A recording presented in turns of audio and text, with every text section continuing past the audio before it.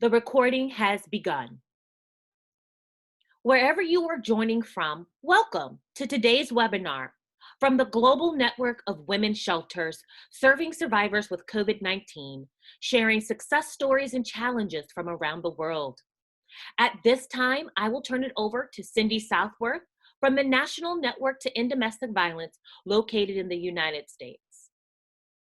Thank you, Rachel, and thank you everyone for joining us today, and thanks to all of our panelists.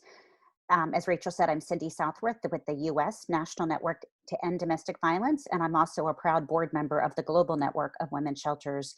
And we are hosting these webinars once a week during the COVID crisis to support all of the frontline organizations, gender-based violence, nonprofits, and NGOs that are supporting survivors during this very challenging time.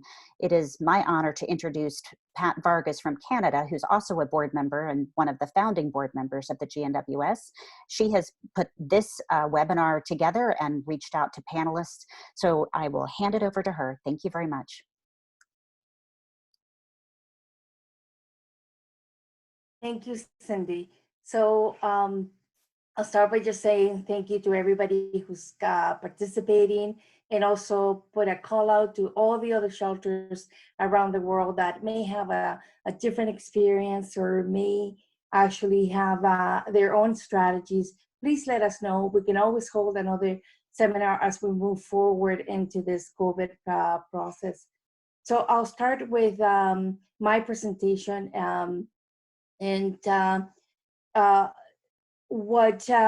I had to come up with a topic that was really meaningful for us, being somebody who is in charge of a second stage shelter or transitional house, I really felt that we needed to get more information as to what we could do for women, or what is the information that we can get from those with lived experience. So I want to start with in Canada, and this is not all of Canada. There's 500 shelters in Canada, but certainly I went to different areas. Some of my colleagues in different areas who talked about their experience. So next slide will tell you what in Canada we have two types of shelters, which may be similar to some other countries. And so, for example, the crisis shelters tend to be very much communal living, shared common areas, shared bathrooms. They have 24/7 staffing, the meals are provided, and then you have all the services like childcare and different services depending on the area. And then the transitional houses, or the second stage houses, are really the self-contained units. So that's kind of like the second step that women can go through. There's not 24/7 staffing, but you may have a lot of staff counselors coming in. There's programming for children and women. There's also external partners that may come in to do some programming. Women do pay rent. It's minimal. It's whatever the government supports them with. And they usually buy their own food and groceries. As an agency, we do provide some activities that will help with collective kitchens, will help them with, sort of that food security piece. So next slide is, so I'll tell you what the strategies that are for the crisis shelters have been, and what I heard around our country is that some people have opted to move people to to a hotel. Go ahead, just click on and should appear everything. Sorry.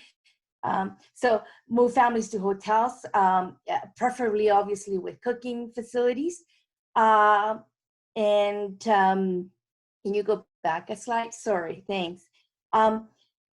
Then other ones have decided that they will limit they will stay in the shelter, but they would limit the intake, so reduce capacity in order to maintain what we call the social distancing, and also be able to achieve that one bathroom per family. And other ones obviously agreed to do or decided to do both, which is reduce how many people they have, and new intakes they would put in a hotel and then offer services there for women. Now, some of the concerns around that, we're all doing the best we can, and we're sort of coming up with different solutions. What I've heard is that, it is costly to provide security, especially if you have a hotel that, for high risk cases, right? It's costly to provide hotels. Initially, there was a lot of hotels saying that they would give a break, and then at the end of the day, that never materialized for some of our colleagues, right? We're worried about the closure of shelters and whether that means that there has to be layoffs. And I think in a lot of our shelters, some people were laid off. Difficult to provide continued support for children. And then, of course, the lack of protective equipment, right? Personal protective equipment to continue to provide those services. Some of the concerns is about funding may be compromised, and closing shelters or diminishing capacity in areas that already experience a high turnover, like in Alberta, for example, is devastating to the community. The next slide. So this is for crisis shelters. Now for transitional houses or second stage has been a little bit more, I think, easier because they're self-contained units, right? So some of the strategies to deal with that is, of course, continue to support women via, by phoning them or video chats, and by social distancing, of course, so you can still provide that one-on-one if you have, the area. And one of the main concerns that we have is food security, of course, because we, as in many countries, this lack of goods in the stores, and that means that you have to go to different places. So that's become really difficult for women who, are here are in the shelter because of risk, and then having to go gallivant around different stores to try to meet their needs. So that we have worked really hard to get funding for food security, and we will be doing that. Go ahead, you can click through it because it will appear. One of the things that we noticed that we had to strategize around, it was the fact that we didn't have internet in each unit or Wi-Fi. That's a little bit considered by the funder to luxurious, if you will, and now of course it's a need. So we make sure that we secure that. And we purchase, of course, some tools and iPads for children for activities, because when you have 3-4 kids in the house and you're in isolation, you want to keep those little ones at least to give you a little bit of a break. And of course, computers for the kids, because all the schools close here in Alberta and in most of the Canada, but it continued then weeks after via internet and via like online classrooms, but our kids did not have the equipment to be able to do that, so it was buying those computers. And one of the things that we really needed is that cleaning support for the women. So we were able to hire people to just come and clean the units once a week for the women. That's really important. And of course, with that, it was obtaining all the cleaning supplies, which are also really difficult to obtain right now. Next slide. Yes. So, I'll give you a little bit about more information there about, how we are providing some more of the services, but a little bit modified. For example, childcare is provided per family, and then disinfecting everything after, or staff putting activity boxes for the kids every week. So keep moms, in check and being able to support them in that process. Next one. So one of the, I wanted to talk about the external resources that we have, because of course that has a lot to do with how you can respond. I wanted to acknowledge the fact that Women's Shelter Canada, which is our umbrella organization here for shelters, gave right away some funding that was given to them by the federal government, and each shelter received $32,000 to be able to put in place all these different approaches. Go ahead, you can click through all of it. Alberta Health Services declare shelters as essential services, which means that we can get protective equipment, which we haven't seen yet too much of it, but testing for staff and women and children, and that's happening quite fast. The government of Alberta also gave some COVID-related funding for us, so we're able to, sort of institute all these pieces. And of course, I wanted to give a shout out for the Global Network of Women's Shelter, which also has been an external resource. Taiwan had gone through this and had put some things in place that we adopted. And so that was really helpful to attend these presentations and to get some ideas on how to institute some of the preventive measures for people dealing with some of the symptoms, right? Next one. So my overall concerns right now, or what we're seeing, is that, what do we do when we actually have a confirmed case? And where do we place the children? Of course, children's services is a lot of the services available for women that we would have tapped into have closed, and children's services is overwhelmed. So I think it was, it's like, getting ideas of how we could do it would be really helpful. Fundraising, lots of the shelters need to fundraise to exist. With all the gatherings suspended, of course, all the fundraising events are suspended, and of course, a lot of the fundraising, focus right now has been COVID-19. We're also concerned what happens after COVID. There's a hyper kind of focus on COVID right now. We have not had any cases in Alberta, suspected or otherwise. So right now, and in Canada, I haven't heard of anybody that has a confirmed case yet. So we're just sort of decreasing, we decrease the capacity, and we're just waiting for that to happen. And that just, of course, that uncertainty feels really difficult, because then you are kind of not meeting all the needs that's out there. But also we're concerned about the fact that we know, because our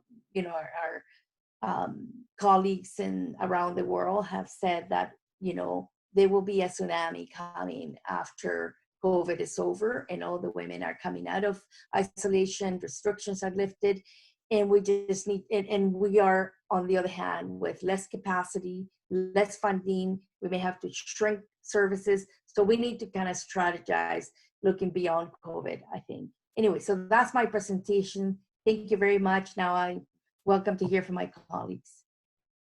Thank you so much, Pat. This is Cindy Southworth, the moderator today. And just a reminder for all of the attendees, if you'd like to introduce yourself and say what country or community you're from, you can check the drop-down box in the chat. The default is just to let the panelists know. And we are so thrilled to see that we have attendees from Jordan and Albania and so many more countries. But if you want to let all the attendees know, you have to check panelists and attendees so that we all can see the amazing range of attendees today. I'm going to turn it over to Margarita Guillet with the Inter-America Network, La Red Inter-America, and she will present, and then Monica from, also from Mexico, will present after her. Feel free to say hello in the chat box. If you have questions, please put them in the Q&A pod at the bottom of your screen. Thank you. Margarita?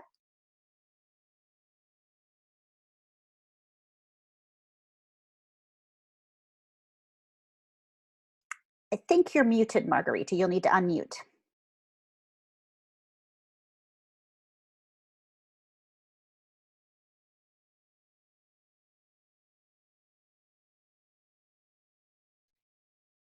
Margarita, are you having sound issues perhaps? If so, we could switch to Monica, but let's see if you're able to get your sound to work. Hello, can you hear me? I sure can. Great to hear you, Margarita. Okay, thank you. Hello everyone. I am Margarita Guillet, and thank you for this webinar, Cindy and ETV and Global Network. Yeah, I'd like to make a kind of overview of what's going on in Latin America so far with COVID and the challenges that most shelters are have now. So if somebody can help me to manage my presentation, or shall I just share my screen? What do you prefer? We have your slides, I believe, so I think we can move them for you. Is that, or we can move them down, right? Okay. So would you like us to move down? Yeah, but I don't see them. Okay, here, I think I'm gonna share my screen because I don't see my presentation. I see it in a very small way. Okay. Well, here you can see the kind of countries that are risen in the level of COVID people that has COVID and the people that are dead. So in Latin America, Brazil is the country that has the worst situation. That is over 40,000 people. And then there are others like Chile and Mexico. Can I see it? Yes, thank you. Let me check. I'm going to look for my own presentation because I see it in a very small way. I don't know how to do it bigger. Margarita, it looks fine for me. It looks like a normal PowerPoint slide. So it may just be the way you have your screen displayed. Okay, so you can see there are the different kind of countries, and in this graphic you can also see who is with the worst situation, right? That is Brazil, as I mentioned, then Peru, and then Chile, and Puerto Rico, then Mexico. And from Mexico and other countries, there are less than 10,000 cases. Please, the next one. Confirm it. Many countries in the region have installed temporary measures such as curfews or to declare emergency states. An example of these countries are Salvador, Peru, Costa Rica, Dominican Republic, Ecuador, Guatemala, Mexico. Mexico not, but they have emergency measures. Honduras, Brazil, some provinces, they are in fight between the president and the provinces. Chile, Argentina, Uruguay, and Paraguay. So what are the consequences of these kind of special measures for the shelters? Can I see? Yes.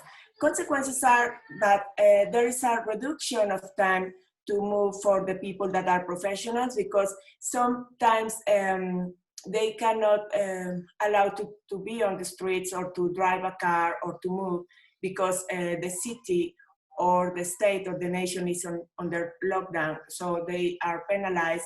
So that is a difficult situation for many countries because it's not possible really to move easy to go to the shelter. They have limited access to food and to hygienic suppliers because some governments do that situation, limit the quantities of food that you can afford or buy in supermarkets or places. Informal marketplaces have been in many countries shut down, are not allowed. So all the people that are in informal economy are really in a very bad economic situation. So coming back again to the shelter situation, there is more risk and more stress to do the job under this COVID emergency. Services that are for violence against women are not considered as basic, like a very essential to be open in the emergency in many countries. So they moved to provide services in remote attention. That means that could be by telephone or by internet, WhatsApp. But you know, like imagine if the perpetrator is in your house. I mean, it's not very easy that you are all the time in your WhatsApp, because they are like always watching what you are doing, who are you connected with or talking to, and also sometimes they take control of the different kind of devices to have external communication from people. So many countries in Latin America have reported a reduction of people, of women that are seeking for a shelter. And also, many of them had reported that there is no people calling, or not much people calling, like for an emergency on violence against women. I mean, so that as RIDE, as Inter-American Network of Women's Shelter, we start thinking on other kind of help we can provide for the survivors and victims. As remote attention, and how can we be useful, try to disguise that we are not giving advice on violence against women, but you know, like, oh, how to deal with your kids this time, or what to do during your time in the lockdown. And at the end, at the very end of this kind of very like soft messages, just to put a line that please contact us if you need something. We are for you 24/7. And if you have any incident, you don't feel well, please call us or text us or something like that. And some have developed kind of a small procedure to enable the survivors to ask for help with the neighbors. For example, the case of Puerto Rico, they are doing a campaign asking the neighbors to call the police, and in case that they listen something on violence against women or family violence. That is good when the police works good in some countries, but most part of Latin American countries, I would say all Central, all Mexican, and some of the Ecuador and that region from the Andes, they don't have a very good service of police. So to call the police might put them more at risk and more visible. So we are trying, I mean, my point is that there is not a single solution for the whole continent, and not even for a whole country, but it goes state by state, city by city, according to the situations that they face. The next one, please.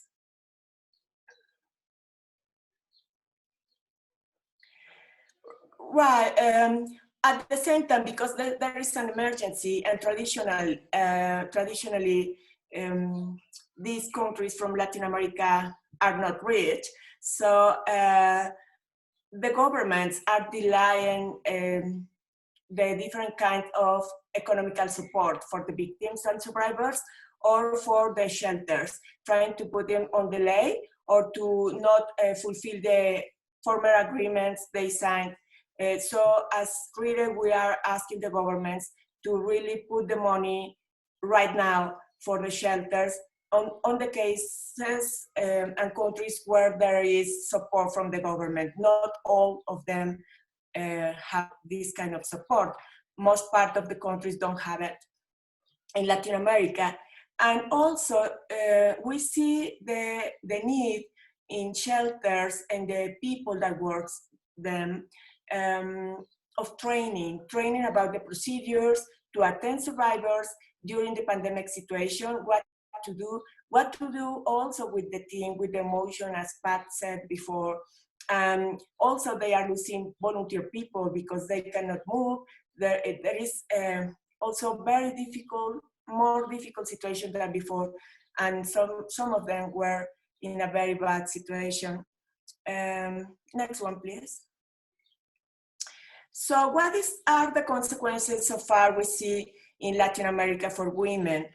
Few of the consequences are that in general situations, 80% out of the reports of the police are on violence against women, but are related to domestic violence. That means that the most part of the violence are at home. And in Latin America, it is estimated that 70% of femicides are committed by the intimate partners. That means at home or in another place, but by the intimate partner, former partner.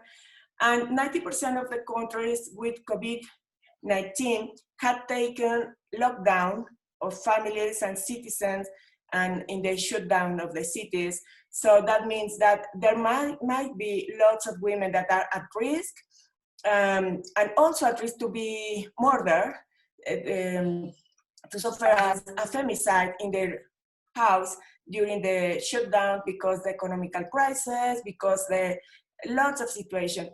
Some countries don't allow to buy alcohol, for example, now during the emergency.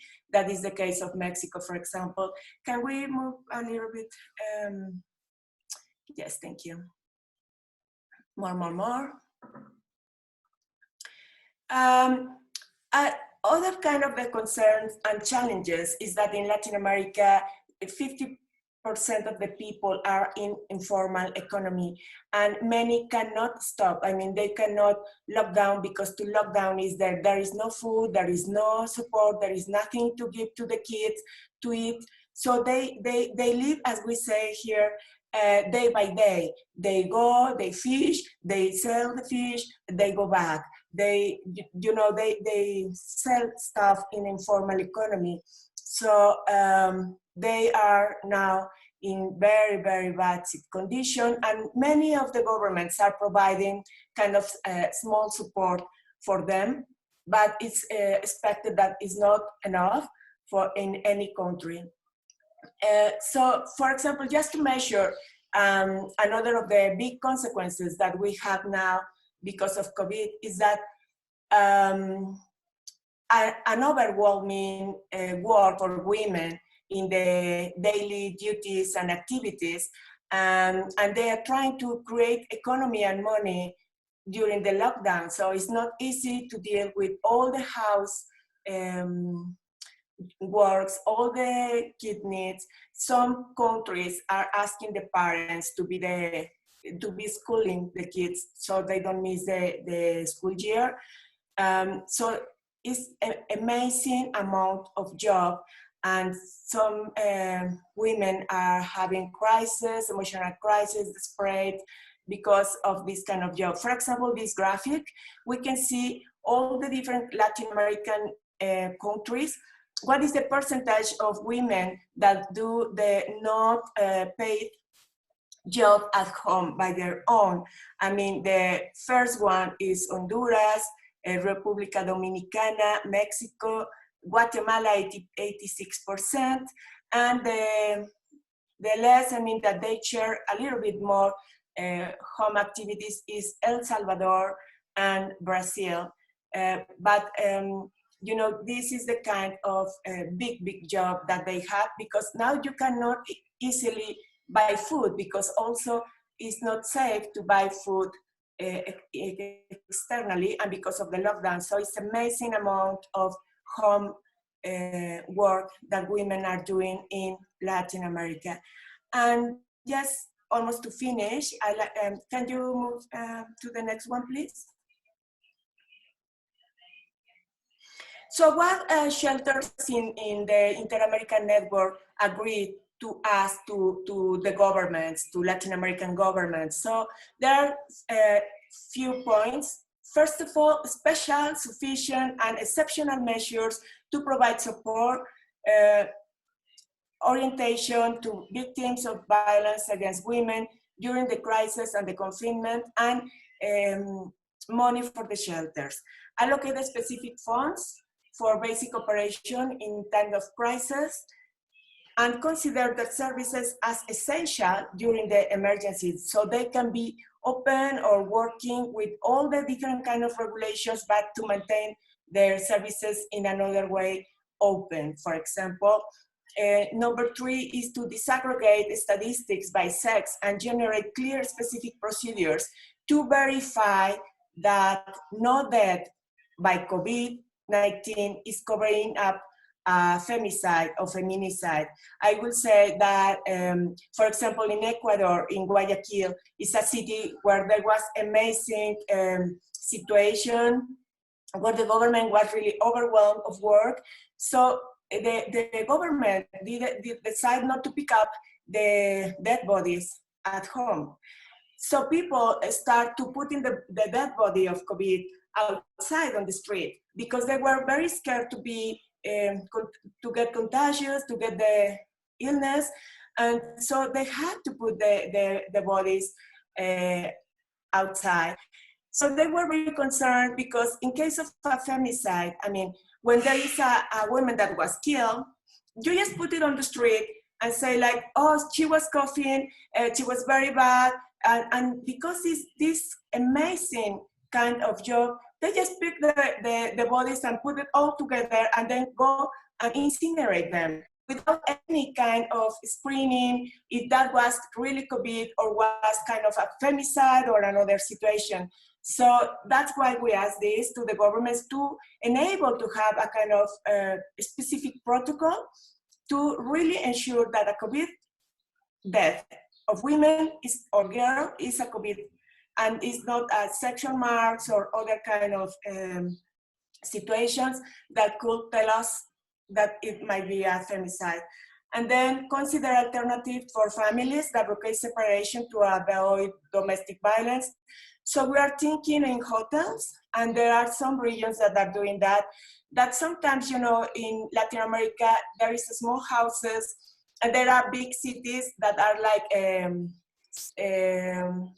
sleeping cities or cities for going to sleep there. So people travel to their jobs, they work 12 hours, they go back and sleep there.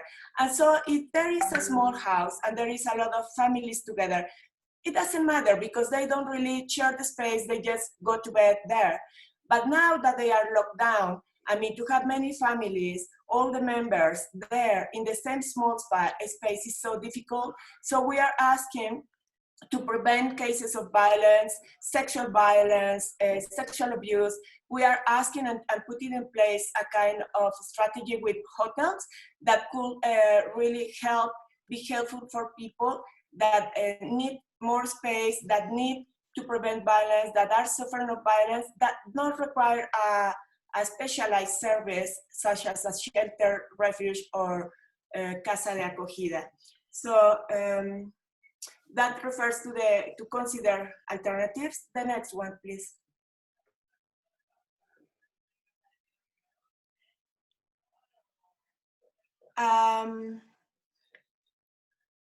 Also, we asked to implement precautionary measures, protection orders, and arrests accessible online by innovative ways. I would say that Puerto Rico was the first one that introduced that, and they very quickly got a good response from the government, the tribunals and prosecutors, and then Mexico City, we put in place, we did a very good negotiation, and they are having now already in place this kind of online denounce and online protection orders. I would say that the police is not very good in our case, for example, in Mexico. I mean, even if they have the protection order, sometimes they take more time to give you the protection order at the time that the order is going to cover you to be protected. And there is not really a very strong system that really maintain the perpetrators out. So, but it's a good news that they already put it in place. Let's see how it evolves and how it works under COVID situations.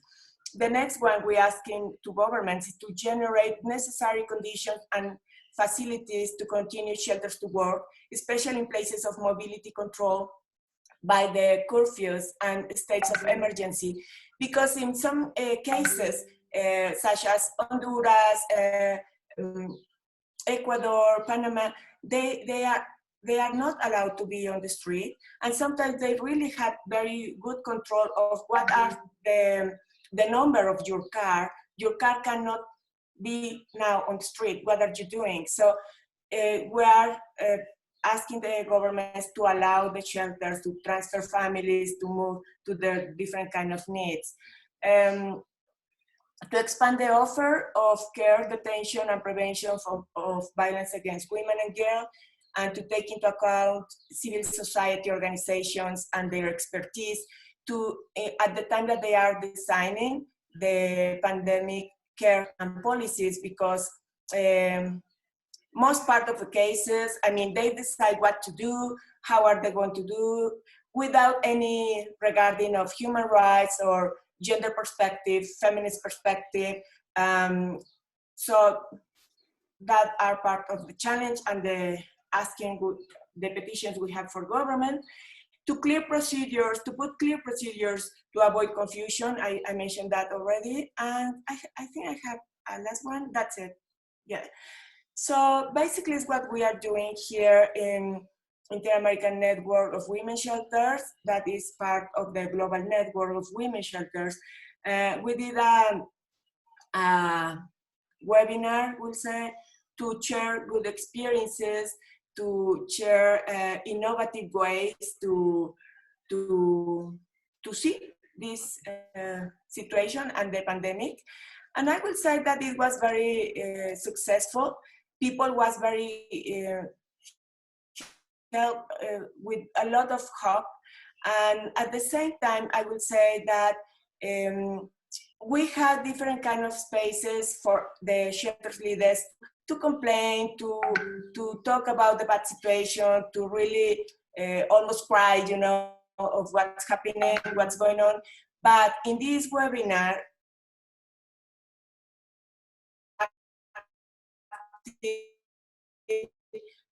ways to deal with, show part of that. And one of these very good examples is Monica Hassis, that she is a medical doctor in the north of Mexico. And she is an expert epidemiologist, and she is feminist and has working a lot with different kind of organizations. And she gives us lots of very good tips of what to do in this COVID crisis, in this context of epidemiology and procedures to really care about our staff, but care about the survivors. So for my side, thank you very much, Cindy and colleagues from different parts of the world. So happy to serve and to be here. Thank you, Margarita. We're going to change to Monica's slides. There they are. And thank you for hosting the call with the Latin America nonprofits last week, entirely in Spanish. We know that Latin America is doing an amazing job connecting with each other to support each other during this time. Monica, the floor is yours. Hello, everyone. Nice to meet you. I'm very grateful to be invited to this international meeting and be able to give some tips especially for the workers inside of shelters. Okay, then okay, you can go for the first one. The contingency of the COVID-19 pandemic is unveiling the underlying pandemic of violence against women. We are witnessing that. The fact that a great number of cases of women, adolescents, and girls being abused is coming to the surface, and will necessarily result in a greater influx of women requiring refuge in temporary shelters. Let me give you some just very few data that have been produced as far as now. In France, for example, there is an increase of 30% of denunciations. In Spain, Spain registers 270% increase on web consultations for help. Argentina registered 12 femicides since the beginning of the contingency. Colombia increased phone calls for help in 97% in comparison with 2019. And Chile increased in 70% of phone calls. In Mexico alone, there is a 60% increase of phone calls for help and 30% increase of women seeking shelters now in comparison with last year and since the contingency started. And we all know that there is a huge under-registration of cases. Those are just the ones that some governments or gather, or the shelters themselves are producing. The Ministry of Internal Affairs in Mexico yesterday stated a national strategy for the silent epidemic of violence against women. This is unprecedented up to now. The epidemic of violence against women now is so huge that the second person, most important person in Mexico, which is she's a woman, the minister, and a feminist woman, Ministry of Internal Affairs, decided to make this strategy consisting in 200 municipal, state, and federal phone lines coordinated by the 911 number, with services available 24 hours a day, 7 days a week. This is really unprecedented. In shelters, we are today faced with situations of double detection. You can see in this first slide. I call double detection, well, it's double detection because women will face the detection of violence against women that usually is done by anamnesis, which is a complete exploration of self-reported symptoms by the woman, and also now the detection, the protocol for detecting COVID-19, which is now performed as part of the care protocol in each health center and in each health center too, when people arrive. So we have double detection, and all of the responsibilities of both protocols depend on shelter providers. I mean, that's another kind of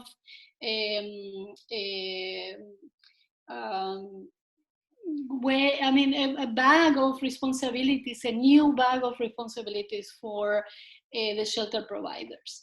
And we have to understand, I mean, I know that you all know that, but the governments don't take, many governments don't take shelter providers as first responders. I mean, we were seeing in videos and announcements and in new TV news everywhere how everything is focused on health providers, not on shelter providers. So first, health providers are synonyms of first responders. And where are the shelter providers, no? So we expect that this new bag of responsibilities for shelter providers will raise the levels of stress that every provider will have when a woman arrives. Okay, next one, please. The next slide, please. Yeah. On the other hand, we have to consider also when a woman arrives to the shelter, she will come with a syndrome of abuse. Many of them, you know, arrive with a lot of anxiety and nervousness, and now she will encounter the whole COVID protocol among everybody there, like people wearing masks and sometimes gloves, and people they will have to wait. Maybe if there are two women arriving at the same time with their kids, they have to be respecting the personal distancing from one to another, and so everything can raise the level of anxiety from the woman and the nervousness, and that can be triggering more symptoms of triggering more symptoms of distress, or even the need to yell, crying, and we can see agitation in some cases. But this is important. We have to consider that every person reacts differently. Some women will understand what is going on, will have a grounded vision, and some others not, because they have an urgency for sheltering. So it is very, very important, and now shelter providers need a balance and more balance and calming response at the front desk and reception areas. For that, next slide, please.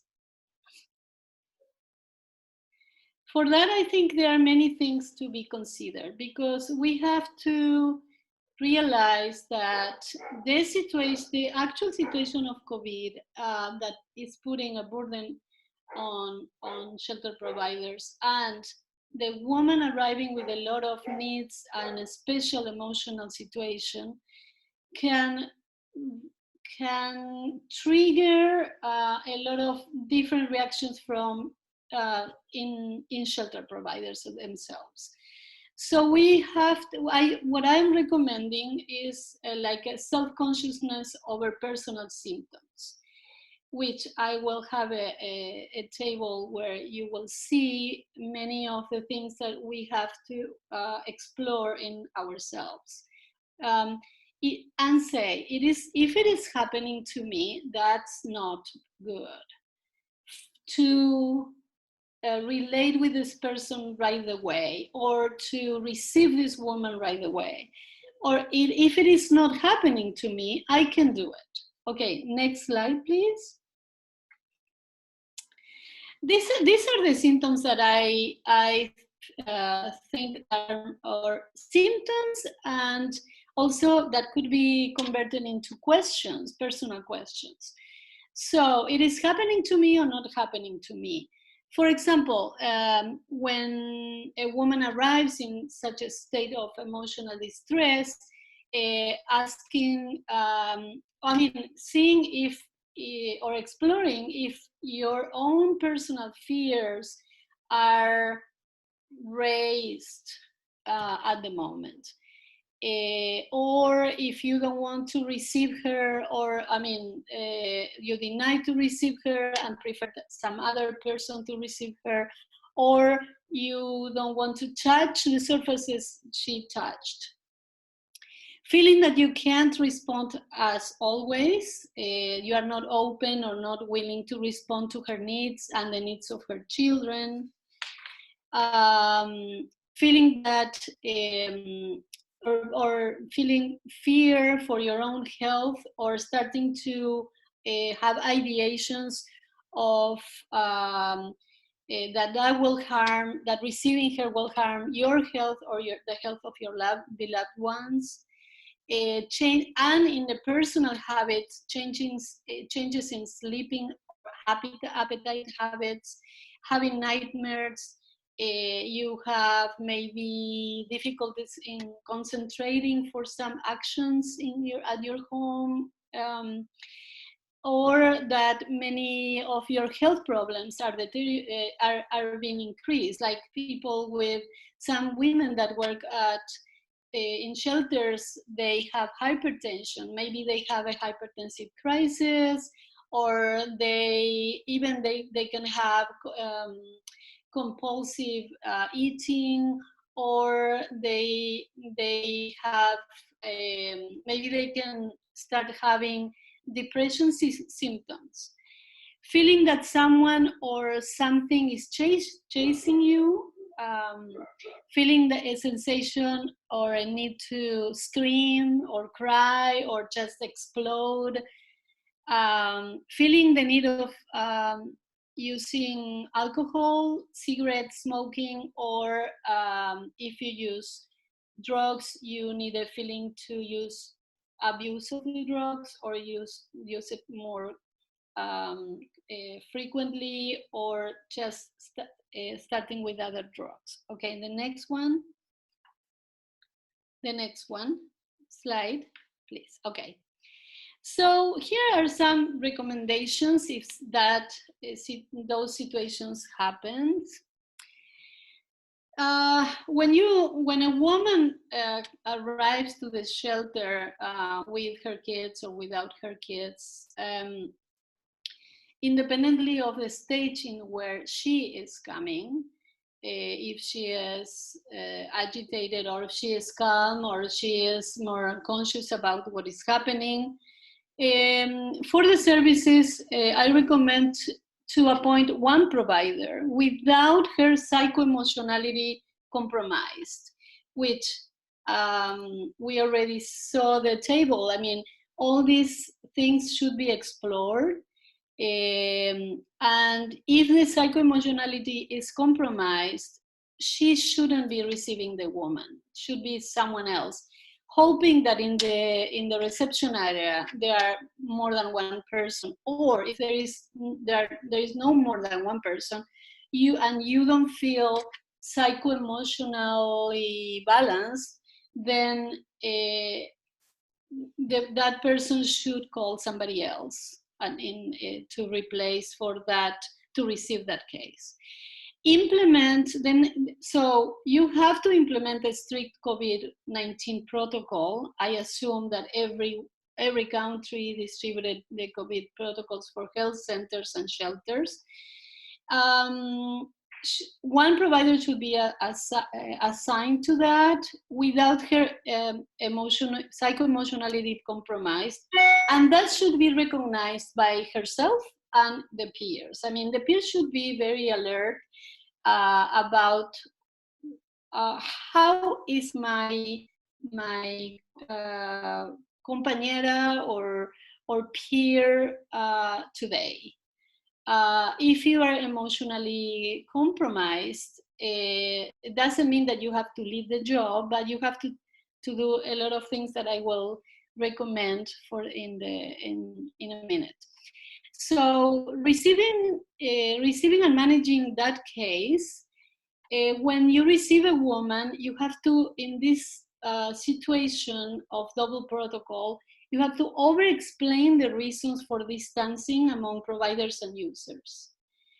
And why, even that the woman knows, you have to over-explain why we are using protective masks and gloves and the social distancing, and why it's not like in the past that you were receiving her like maybe with a hug or with a patting in the shoulder. No, you can't do that. So you have to over-explain in a calm way.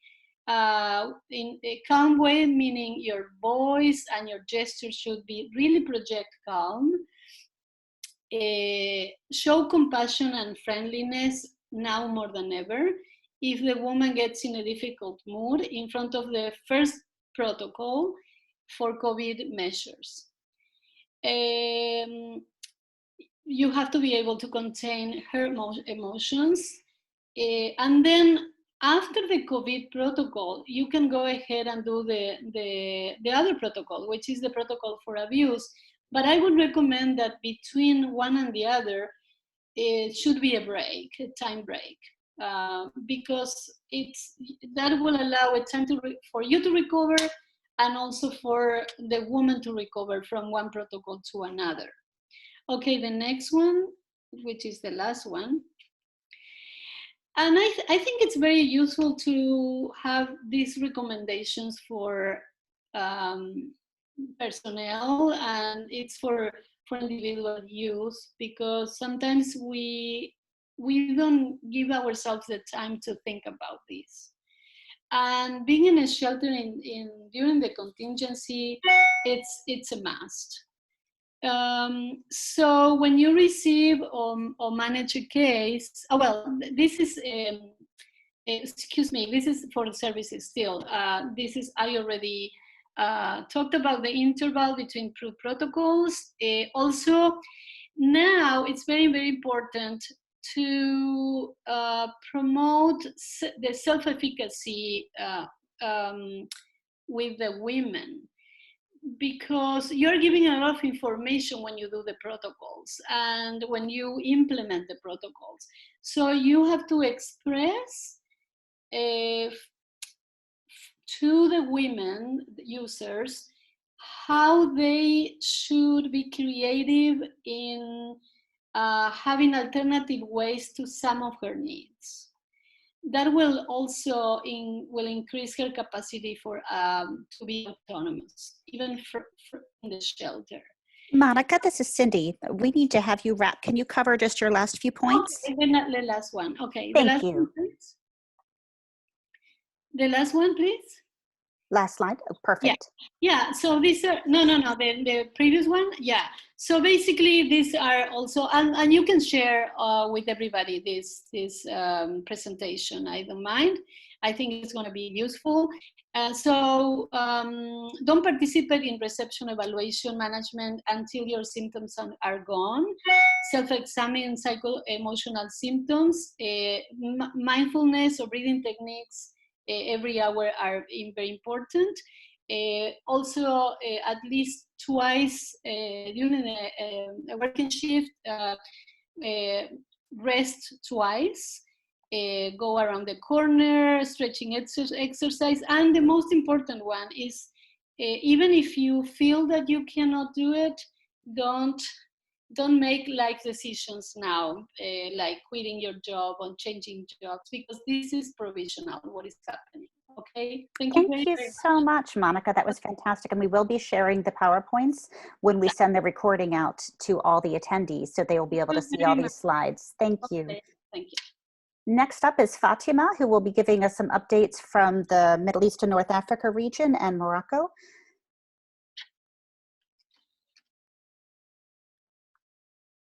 Fatima, if you can unmute. I think we muted you earlier. Hello. Hello, welcome. Thank you so much for speaking. I don't know how much time I have, because we have about 5 minutes. If you can cover your most important points, we will be sharing the PowerPoints and all the resources you sent to. Just 5 minutes? We have 6 speakers left. Yeah, then anyway, because Margarita and Monica have taken more than Fatima, go ahead and take the time you need. You know me. Anyway, I thought, no, I thought we have enough space, enough time, but it's okay. I'll do my best to. Anyway, I'm Fatima from Morocco. Today I'll be talking a little bit about Lebanon, Jordan, and Morocco, what has been done so far. I've already had the floor in the first, I think, webinar we had. So our response to COVID-19, of course, I think that Margarita and Monica have, to some extent, reflected the same image we have and the same situation we have in Morocco. It's not like Canada. I heard Patricia really talking about very advanced initiatives and measures. Here, people in whether it's in Jordan, Lebanon, or Morocco, they are still struggling to ensure some basic needs are provided to people, like food. The government in Morocco, the government locked down everything on the 20th of March. With all what it has as a consequence on people's lives, and also with all the unpredicted consequences whatever I mean related to education, with children not going to school anymore, with people confined in their houses, and with a lot of questions and uncertainties regarding their survival and the basic needs. later came, or let's say surfaced, voices about all sorts of violence taking place in confined places, spaces, houses, mainly houses. And to tell you the truth, it was not easy even for us in shelters or in NGOs to figure out how to address. It took us some time, 1 week, 10 days, to wrap up our things and start getting in touch with the government, with the international NGOs, and also with each other as shelters, how to address this pandemic and how to be more effective on the ground. I will share with you Lebanon, for example, just to give you some figures. They have so far 682 cases, death 22, and recovered 108 cases, which is more or less good compared, for example, to Morocco and to Algeria, where we have more than 300 deaths, and where the pandemic is really not in its peak, but the cases are increasing. I will share with you what has Abad done so far. Abad, which has 3 shelters in Lebanon, they have developed internal case management guidelines to provide crisis, phone counseling, emergency support. They have also kept their men's center and emergency safe shelters open across the country, community-based awareness sessions on COVID and psychological support sessions via conference calls and WhatsApp groups. Abad also closely worked with the government stakeholders, including the Lebanese Ministry of Social Affairs and the Ministry of Public Health, to roll out their national emergency response plans. You have one of their posters where they are inciting people to and disseminating their number and inciting victims to get in touch with them. And they have also conducted in partner with Ipsos a national survey that reflects the reality on the ground regarding the increase of gender-based violence. And some results are apparent on this slide on the I think that you are not moving the slides, my dear. Hello? Hello? Hello? Fatima, Hi. which one do you want? Yeah, the next one. Yeah, next slide, please. That one, yes, reflecting accuracy, the reality on the ground. It's okay, I'm still on the one before. It's 10% of men and women out of a total of 500 have observed on the increase in harassment, violence, abuse against women and girls since the COVID outbreak. The next one, next slide, you have the number of calls to Abad helpline in 22 compared to that in 2019, and you can see the number, the high number of calls in 2020, 514 calls, while in 2019 it was 215 calls, which really reflects the increase of the scale of domestic violence and the need for women really to report and call for help, which is really when women call or make their calls or reach out to us, it's really when the situation is very risky and when they reach a point where they can't really stand the violence they are subjected to, which is really very, very alarming. Next slide. Cindy, next slide. Yeah, so here using reliable data for effective advocacy. Of course, this data, the collected data, has been used for the advocacy with the national resource to violence against women during COVID outbreak.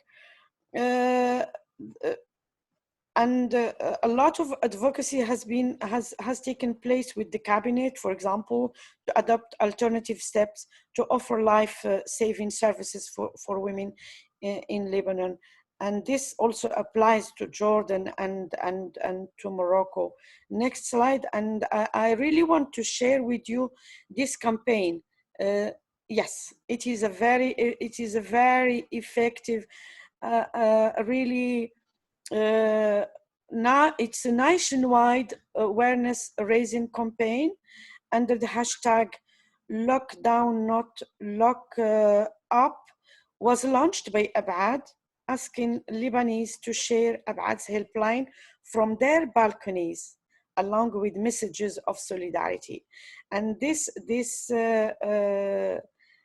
campaign has so far reached out to international arenas and has had a very positive effect. It has shown how effective such campaigns can be in these tough times. So in this slide, it's a range of posters, all calling for unveiling and talking about the scale of domestic violence, but also inciting people to bring help to women in need, but also government to be more effective and to respond effectively to cases of violence. In Jordan, next slide, Jordan. The next one. Next one. Yes. In Jordan, let me just share with you the figures. 428 cases, 2,097 and recovered, and only 7 deaths. We can also say that Jordan has been, they have taken very tough measures since the beginning, and they have proceeded to a total national lockdown. And because this let's say measures, advanced measures on time have prevented Jordan to see or to have the same numbers as in Morocco and in Algeria. And here I'm speaking about the Arab countries. They have locked down their country on the 20th March. NGOs started receiving calls to report domestic violence cases. And I would like to share with you, next slide, I would like to share with you a campaign which was conducted by Women Helping Women NGO.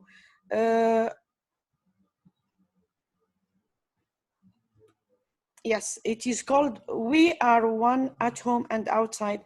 And this campaign aims to alleviate the burden of the psychological and social effect of the pandemic on the family and women in particular. And here my friend Nuha is with us on this webinar. She's listening to me, and I hope to be faithful to what she sent me. So going back to the We Are One at Home and Outside campaign, Women Helping Women launched, aiming to, of course, to alleviate the psychological effect of the pandemic on the family and women in particular, but also to shed light on the importance of the role of family members in exchanging roles to provide psychological support, to help in changing the stereotypical roles that limit the role of women to provide care services. care and services for all. A daily message on radio and social media is broadcasted to promote positive message, to encourage respect of rights and cooperation. And here, with regard to shelters, Jordan, they kept their shelters open, and they only receive women which are oriented or directed by governments. Shelters are open to anyone who could reach them, of course, if referred by government entities such as the Family Protection. I will also talk about very briefly a survey which was conducted by the same NGO, Women Helping Women, to identify the effect of the crisis on the family relationship. Today, 300 men and women have answered, and within a week, they will submit or publish their analysis. Now, coming to Morocco, it's another scenario, another environment. Things are tough. It's true that Morocco has proceeded to a lockdown on the 20th of March, enforced a national state and health emergency, recently extended to 20th of May, but unfortunately the cases are increasing, and whether of COVID or the death, the recovering people who have recovered is also increasing, but this is alarming. The situation is really alarming because of what I told you last time. This counter campaign launched or conducted by the fundamentalists, calling people to disobey to the authorities, calling measures, and to ask people to go to mosques. And it's really very difficult to make people respect the quarantine measures. And that's why we have the number of cases increasing. Morocco has also ordered to public to put on face masks. It is by order, and anyone who does not respect this has either they are penalized in a way or in another. And it is still, and Morocco has also started producing masks, which is good. To be frank, the government is doing its best to respond effectively to COVID. Generally speaking, but people, they because of economic situation, and because of a lot of constraints, and also because of religious and cultural stereotypes and background, people are, it is tough. It is really very difficult to make people, to get them respect the measures and get them really respect the confinement. I'm in zero tolerance for domestic violence. Yes, these are two good stories by two shelters. And when I say shelters, it's NGOs which have shelters. We have, and UIF, my NGO, is one of them. We have launched a campaign called Zero Tolerance for Domestic Violence. Voices from human rights defenders are rising to call for the remedy and prevention of violence as a key national response. And we have started the two posters you have shared. This one, it's SOS and Najda is with you, zero tolerance. And here you can see the numbers of different Najda centers, crisis and shelters, this nationally centers which are open and which receive which get calls from women, and which are oriented to court. Unfortunately, many courts are closed, and what we are doing is to try to get in touch with the Ministry of Justice, with the police, in a very risky cases. Here again, speaking about shelters, it's not easy. It's not easy to receive women in shelters because of the lack of testing.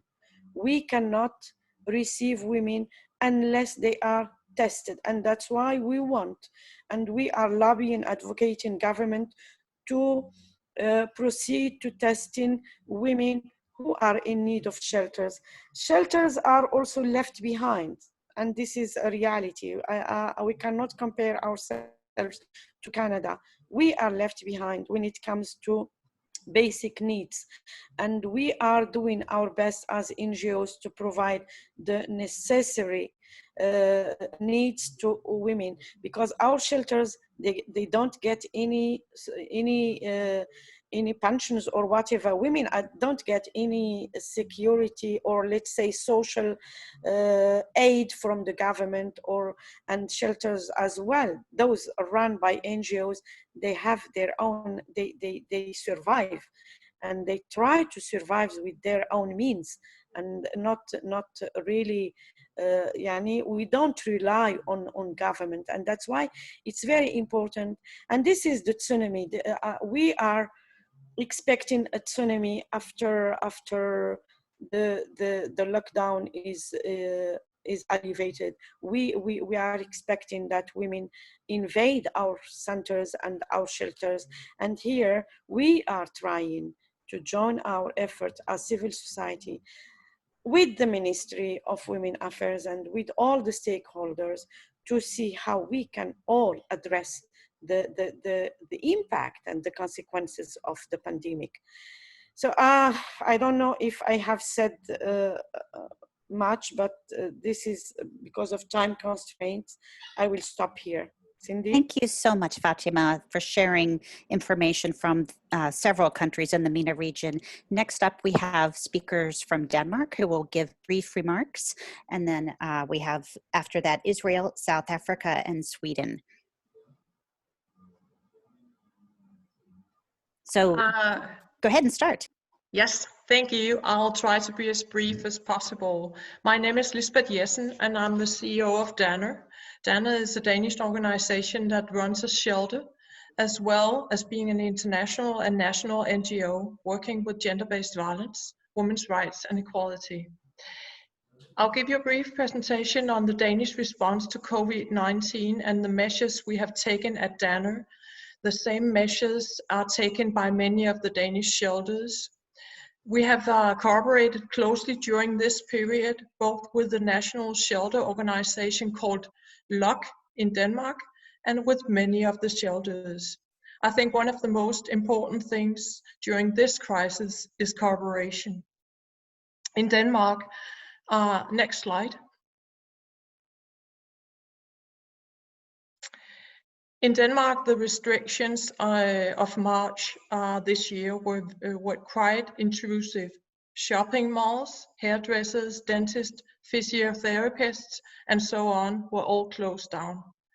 All public employees and many private ones were sent home, and legislation passed in a hurry, giving the police the right to give fines to people if they gathered more than 10 at a time. In Danner, we sent everybody home to work and made plans for minimum staff at the shelter, for phone counseling of the women, and for outdoor activities for children. All women were divided into 3 groups: red, yellow, and green. Green were on the way to move out of the shelter and into their own apartment, and very self-reliant.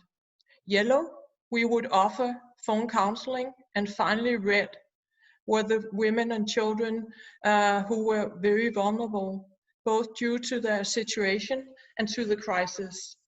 We followed up upon the red category several times a day and offer face-to-face counseling if necessary. We made new procedures to reduce risk of infection. We have personal protection, mouthpieces and hand gel for everybody.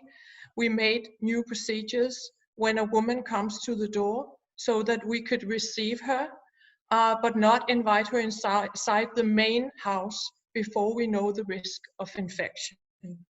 New slide. What we saw in March worried us. Calls for the national hotline increased. We conducted an analysis and calls from victims of gender-based violence doubled in the first days of the lockdown. Restricted movement and social isolation would increase gender-based violence, and urgent needs were to increase shelter capacity. We addressed the problem to the political level, at the same time took measures to reach out to the women through SOMI and open up for other ways of contact, emails and messenger. New slide.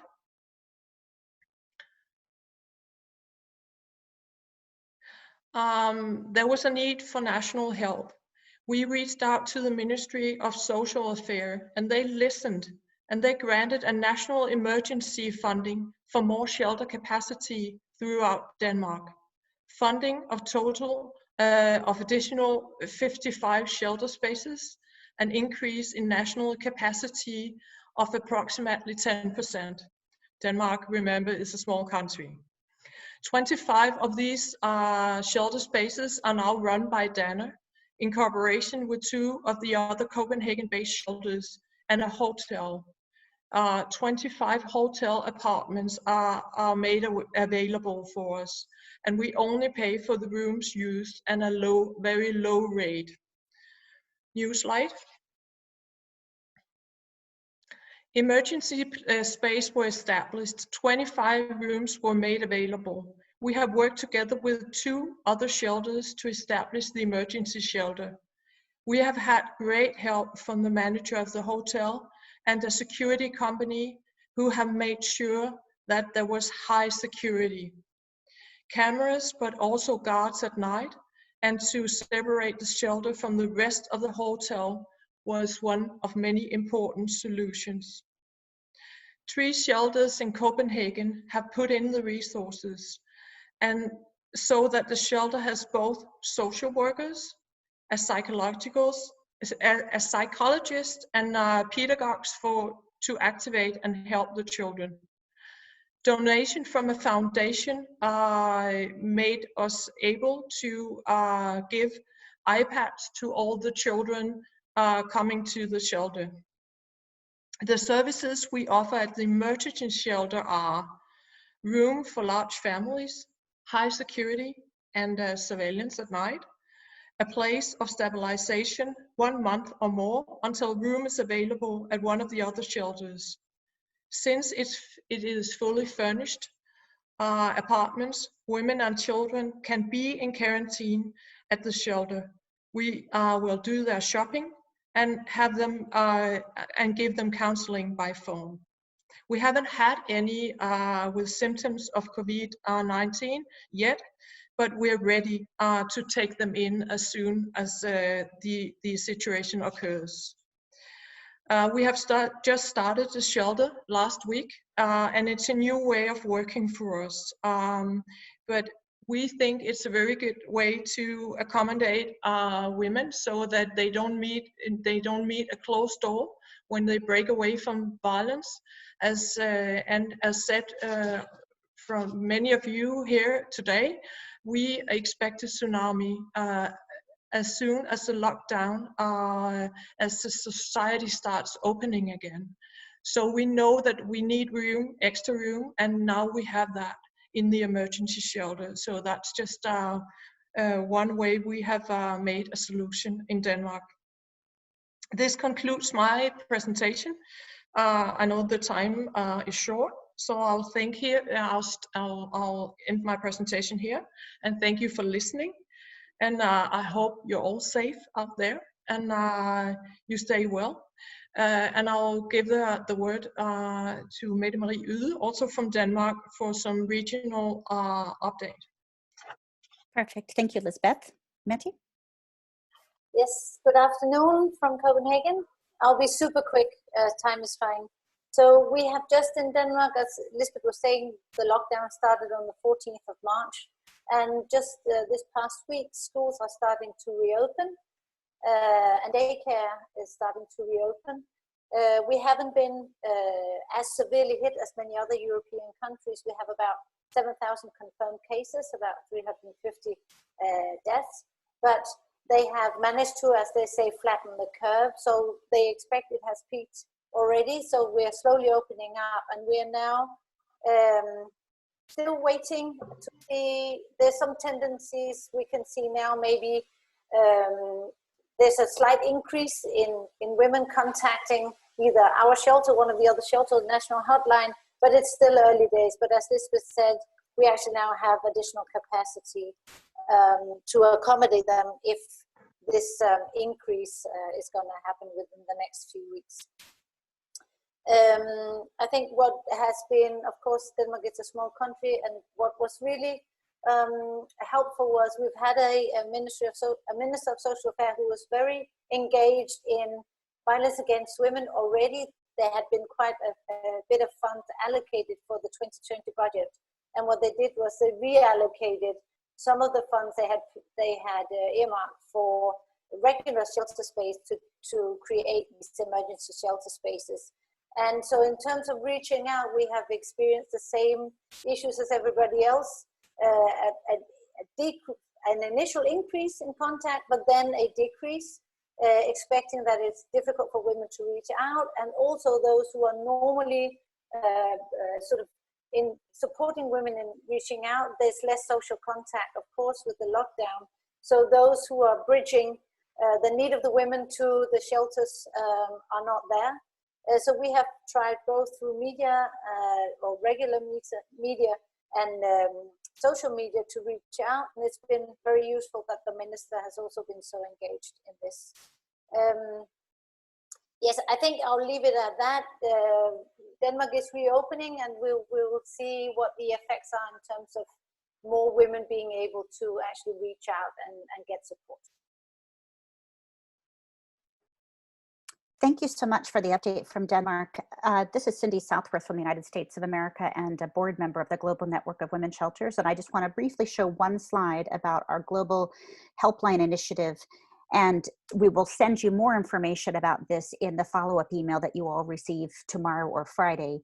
But we just want to let everyone know that now more than ever, we need an accurate listing online of all of the helplines throughout the world that are vetted, that are trusted, that are a place that you would send somebody you care about for help. We want to make sure we're sending people to the right organizations, the right NGOs. And we've started collecting whether or not you just provide phone services or whether you're also providing chat, text, or email, because we know that during this pandemic, many survivors cannot make phone calls if their abusive partners are in the same space. So I will turn it over to our regional updates now, and you'll get more information about the Global Helpline Initiative in the follow-up email. So Ruth from Israel, could you give us a regional update? You'll need to unmute. Okay, yeah. There you go. Perfect. Okay. So hi to everybody. My name is Ruth Ozeri. I am a director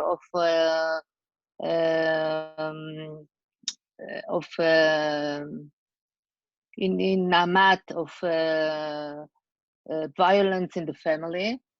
I will not repeat all the things that my colleagues already said that used to have in their countries, because I think it's most of the countries are the same, got the same challenges and the same restrictions.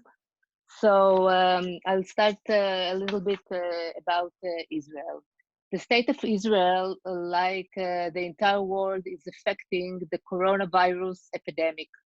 We deal with the same challenges as everyone else in the world, including lockdown, restrictions, and isolation situations. The situation seems to be in control right now, but its sad effects are not simple at all, and we can see it all over. The combination of the necessity to shut down homes, along with the economic hardship and loss of routine, create a fertile field for domestic violence. This is not an easy time in many homes in Israel. The restrictions leaves entire families home, and as a result, friction between family members increases. In the background, the fear of losing their source of income become an enclosure of pressure with can increase domestic violence. From data we collect from the police, the Ministry of Health, and other violence prevention and treatment centers in the family, we see an increase in anxiety levels among family we already know.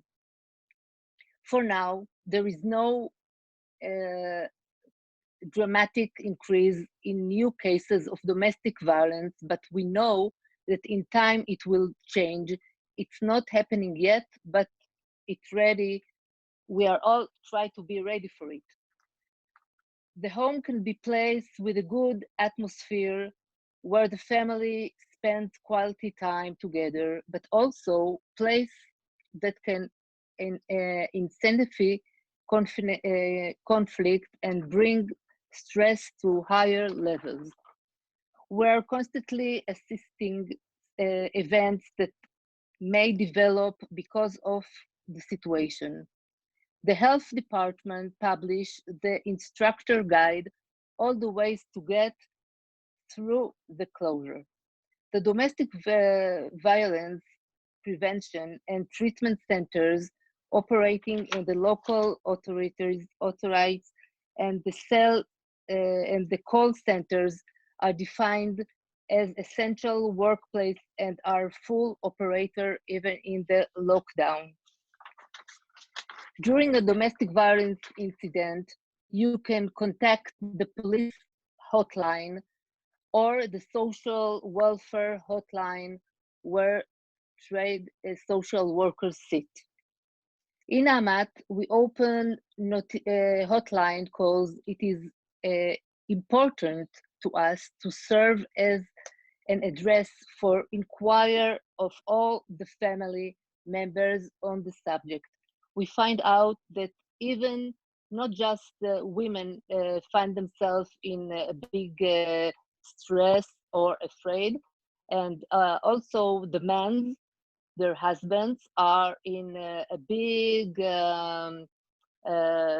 need of help because they feel insecurity, because most of the fears are economical fears. We try to reach all the family members on this subject. We're working with old and new cases of domestic violence. If necessary, we make telephone intervention and advise women and men on how to act in the cycle of violence. Women complain mainly about the difficulty that they've got nowadays with the children, because the children at home, everything is closed, all the kindergartens, all the schools, everything. The educational institutions are closed and all the workshops, the shops, everything. It is also not easy for men during this period that they stay at home with all the family and deal with the children, what actually they don't used to, because most of the day they're outside. Due to the situation, police carry out special surveillance that will include visits to homes of families where there threatened women that they know about them already. or that they know that they have any indication of fear of being harmed. So the police can call or go to those houses to check if things okay. We will still receiving new women and children to the shelters, although there is the risk they have the coronavirus. We do not need measures to check every new family we get. This creates tension and insecurity among the older families that are already in the shelter. The Ministry of Social Affairs is also preparing to accept services as needed for the day after the corona crisis. Now, the women and the children who have come to the shelters from a total chaos have to deal with the corona crisis. So it's a new fight, a new thing to deal with.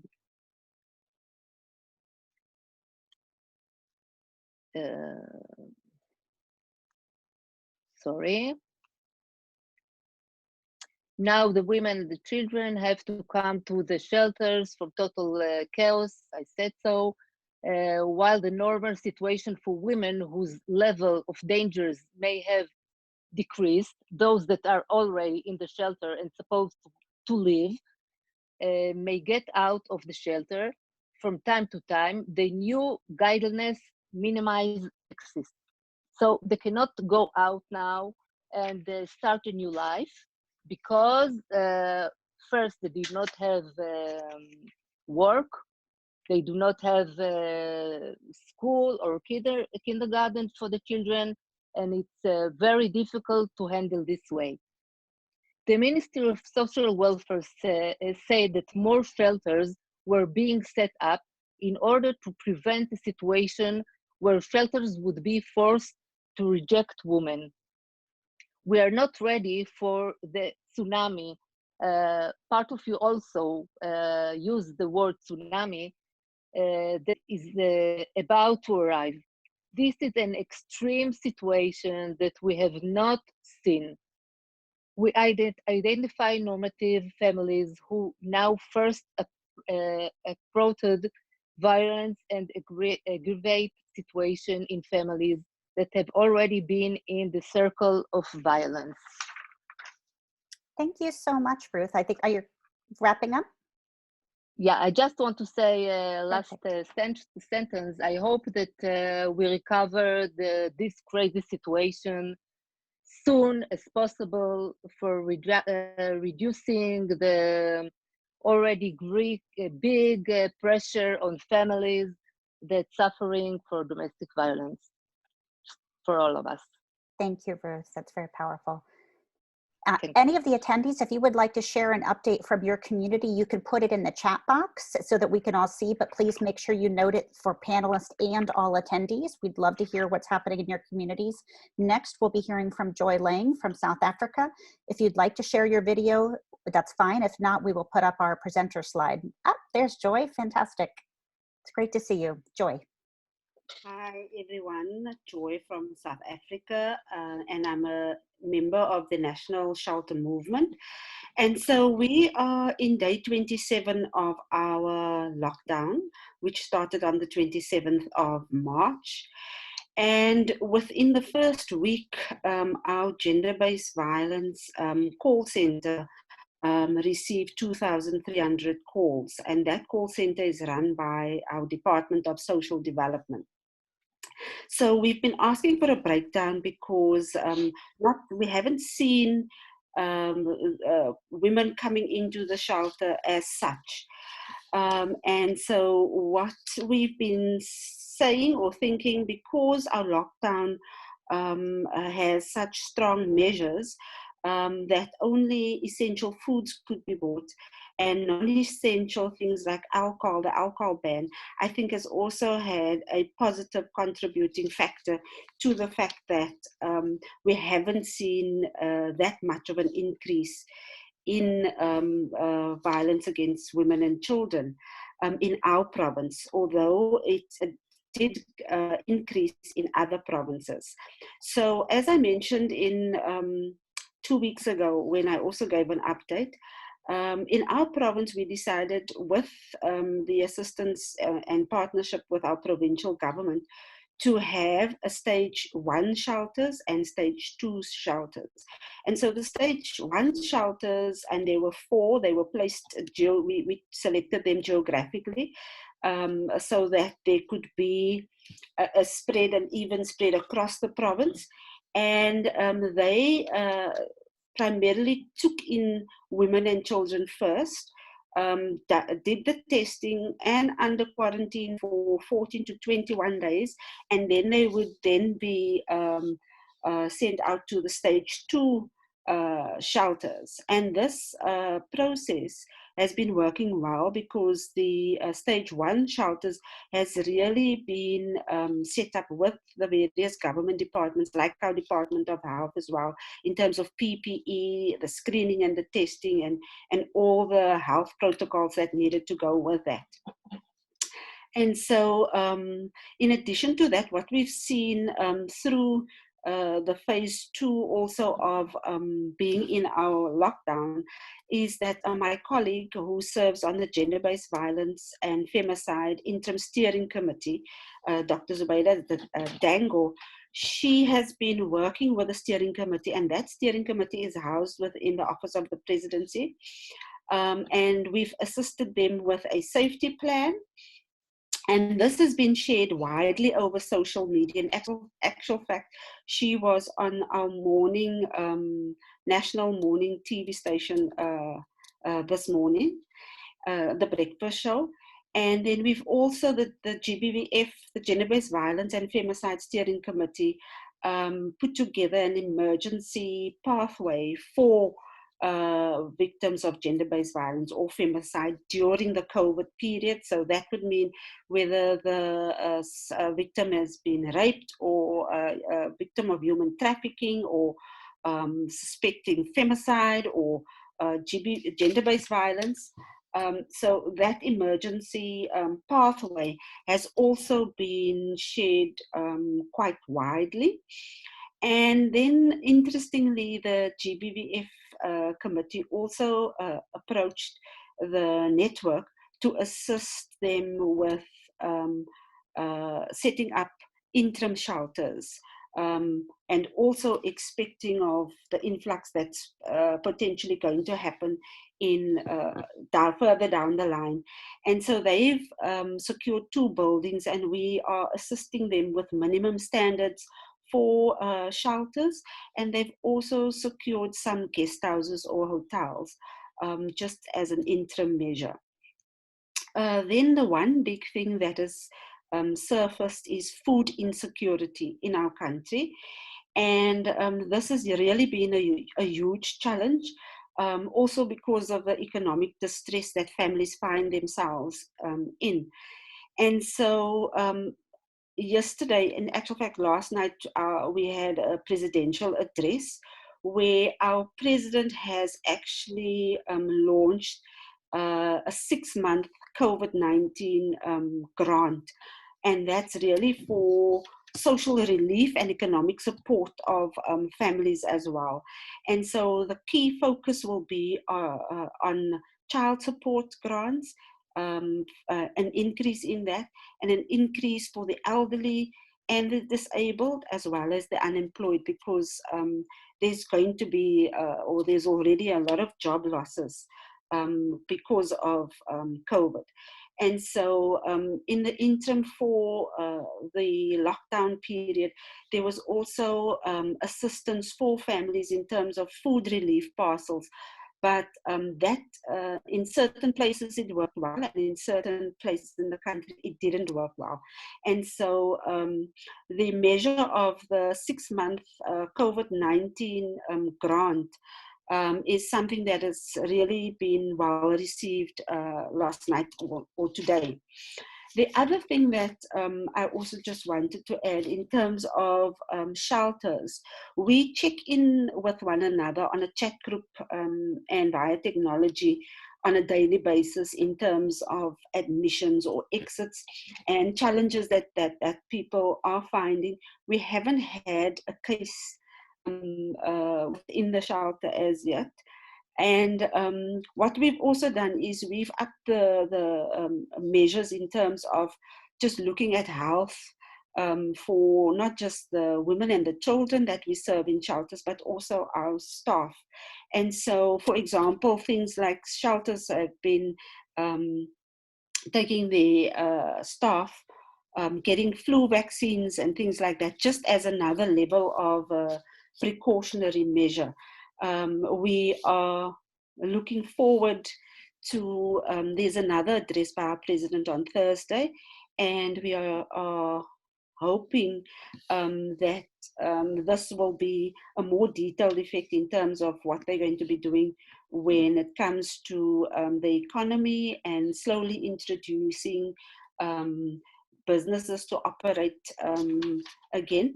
And so we will have that address on Thursday. But furthermore, with regards to women and sheltering, we have in some parts, as I said earlier, in some parts of the country, there's been an increase and in others not. And so we just wait and sit this period out. Thank you so much. That's it from our side in South Africa. And thanks for having us. Thank you so much, Joy. There were some questions about the safety plan you mentioned, and if you could share it with us, we'll send it out with the follow-up. Definitely. I'll email you the safety plan as well as the emergency pathway. Fantastic. Thank you so much. And we're going to turn to get an update from Adina from Sweden next. Hi, Adina Samadi from Sweden and from ROC, that is the National Organization for Women's Shelters and Young Women's Shelters in Sweden. I will take this presentation super short because I know that we are over time.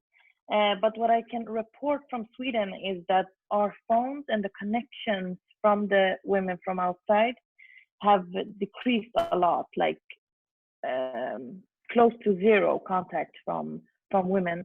And what we have heard from the police is also that the police reports have also decreased and are a little bit like, sorry. And then we have the national helpline for women that also have reported to us that the phone calls to the national helpline has also decreased a lot. And what we're trying to do now is just to prepare for when this will end and what we can do for all the women that is locked in with their perpetrator and needs to get out and to need help and to seek help. So we are doing like two types of things. The one thing is that we want to find a way to connect with the women that is locked in, and what we're trying to do is trying to build a chat for women shelters to talk to them, and we're also making an application for young women that they can have on their phone that is it looks like something else, but it's a help application to help. And we're also trying to prepare for the help that we need to give when this is over. So what we have done is we have talked to the government, and they have given us like money to prepare and to see what we can do when this lockdown is over and when this situation is over. So I think I'm done. If you have any questions, I can put my email in the chat, and you can contact me from there. Thank you. Thank you so much to all of our presenters and all of our attendees. We really appreciate people carving out time to share what is happening around the world as we all respond to COVID and try to support survivors of gender-based violence and domestic violence. We will be posting this recording and sharing resources and links that have been suggested and mentioned by the presenters. We'll also share the slides, and the recording will have captions in it. Thank you so much. We will see you hopefully next week. The topic on the 29th will be hosted, is actually the 29th and 30th, will be hosted by Oceania. So the New Zealand and Australia will be giving us an update about what has been happening in their region. And I just want to do a special thank you to those who are joining in the middle of the night. Anne from New Zealand has been on the whole time, and it's been 3 and 4 in the morning her time. That is dedication. Many of you have had to balance your lives, your families, your children, your work, and not sleeping enough. So take care, be well, stay healthy, and we'll see you next week. Bye-bye.